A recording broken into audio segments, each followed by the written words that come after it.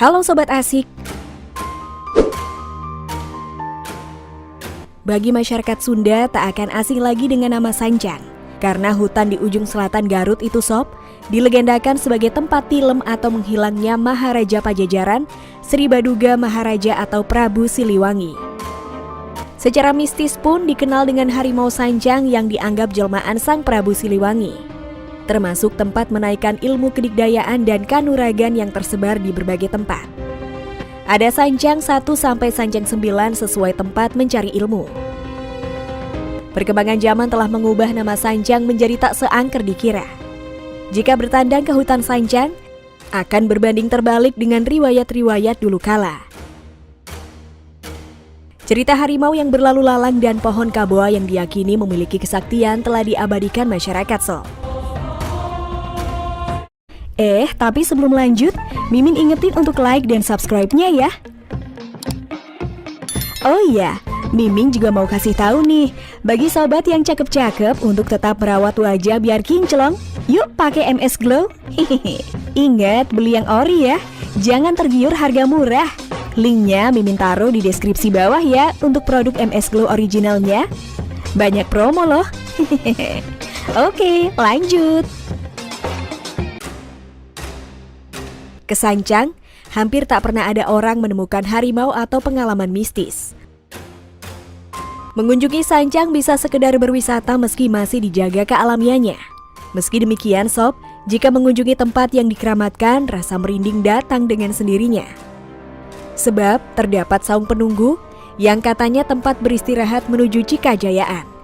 Di sana siapapun bisa bertapa, memanjatkan zikir-zikir di atas bebatuan dengan air gemercik jatuh menimpa petapa.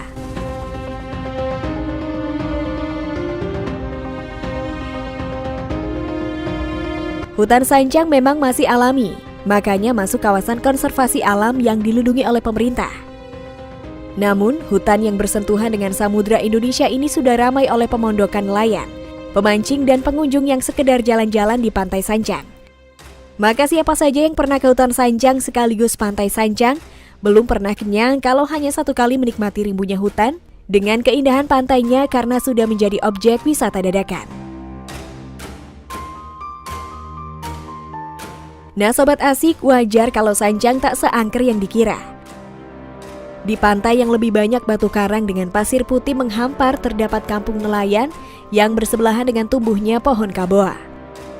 Pohon yang diyakini tempat adanya Prabu Siliwangi masih berdiri kokoh. Memenuhi pinggir pantai yang secara mitos di mana ada pohon kaboa, di sanalah Prabu Siliwangi pernah ada. Pohon itu pun hanya tumbuh di Pantai Sanjang menggenapi berbagai petilasan atau bekas singgah Sang Prabu seperti batu Cikajayaan, karang gajah dan lokasi pohon kaboa. Tempat itu dianggap suci sehingga tak seorang pun berani merusaknya Sob. Siapa yang berani merusak, Harimau Sanjang siap menerkam meski harimau tersebut jarang sekali ditemukan, ujar Ketua Pengawas Sanjang. Asal-muasal pohon kaboa diyakini masyarakat Sanjang sebagai jelmaan Siliwangi dan pasukan-pasukan Siliwangi. Konon ketika Kian Santang pulang dari tanah Arab, ingin mencoba kesaktian ayahnya Siliwangi. Dikejarlah Siliwangi sampai ke hutan dan laut Sanjang tadi. Setelah dikejar dari Cirebon, Godo Garut, Gunung Gelap Pamengpek, Cilauteren, dan Santolo. Lalu Siliwangi menyelam ke dasar laut sampai muncul di Laut Sanjang diikuti anaknya tadi Kian Santang. Akan tetapi Kian Santang tidak menjumpai Siliwangi karena yang ada hanya prajurit-prajurit Siliwangi. Terus ia bertanya di mana Siliwangi dan para prajurit menggelengkan kepala.